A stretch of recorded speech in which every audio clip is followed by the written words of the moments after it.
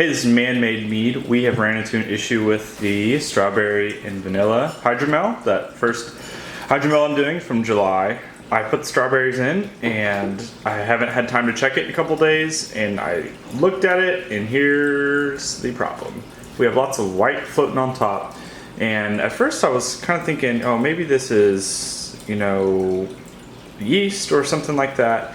And I'm still a little unsure if it's yeast or if it's something else, but I'm going to try and salvage it, and I'm going to move it out of here, and then I'm going to put it into a carboy. I think what happened was when I put the strawberries in, they were frozen, and I assumed because they were frozen that a lot of those yeast and bacteria were probably dead, and so that could be an issue, or an issue that this is a lot of space for air for the strawberries to move around. And I also, something you need to do when you put fruit on top of a mead, you need to make sure and go and push the fruit down every once in a while to try and keep it from molding like this, or what I think is mold. I'm a little unsure.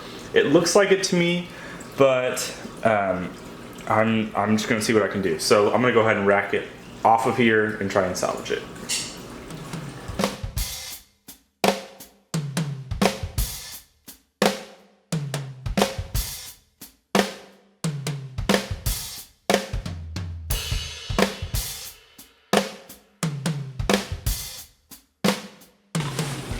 Alright, so I have moved it out. Removed most of it. There's still a good portion at the bottom, but I'm going to have to lose some anyways. I don't know if it's fully salvageable. If you look down here, you can kind of see it now. I didn't move the white stuff around a lot. Luckily, when I caught it, I think I caught it early. I don't really know if it had been there for a while. Like I said, I've been busy and I hadn't checked it in a little bit. So what I've done is I've put it into this carboy, and so my hypothesis for what has probably happened is a lot related to this being a hydromel.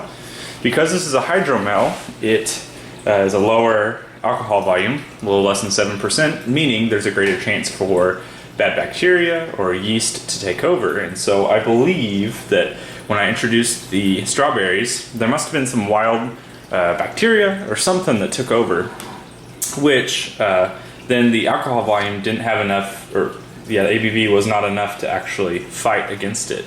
And the strawberries, you know, took over as well. Now that's what I think happened. After some research and asking forums and stuff like that, I found out about a thing called botrytis. And botrytis is like a mold that grows on strawberries and fruit and grapes and stuff like that. And that could be what this is, but that's more of a gray mold. This is like a white. So I don't know exactly what happened here. I'm hoping that I caught it early enough. I wanted to leave the strawberries in for 45 days, and it's only been about 21. So the flavor is probably not as strong. What I'm going to do is I'm going to let this sit in the carboy for a little while, and then to see if there's any other activity that happens now that it's racked off the strawberries.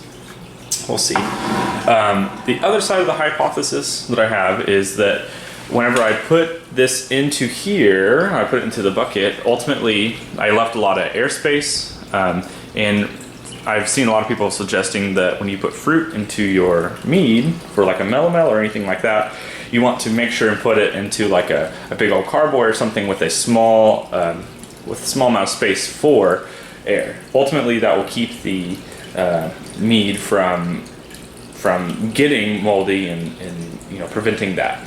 The best way to prevent it though is to go through and pretty much every day just go and push down your strawberries or push down whatever your fruit is and ingredients, and that will keep the mold or whatever could grow, wild bacteria, from growing.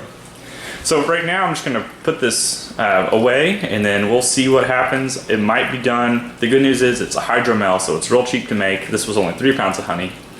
Or about 4 pounds of honey. So not a lot for 3 gallons of water. So it's not a huge loss, but it's a bummer nonetheless. So if you've ever had this happen to you, let me know. Let me know if you know what to do about it. If not, avoid my mistakes and see if you can not have to worry about dealing with this. So thanks for watching, and I'll keep you guys updated. All right.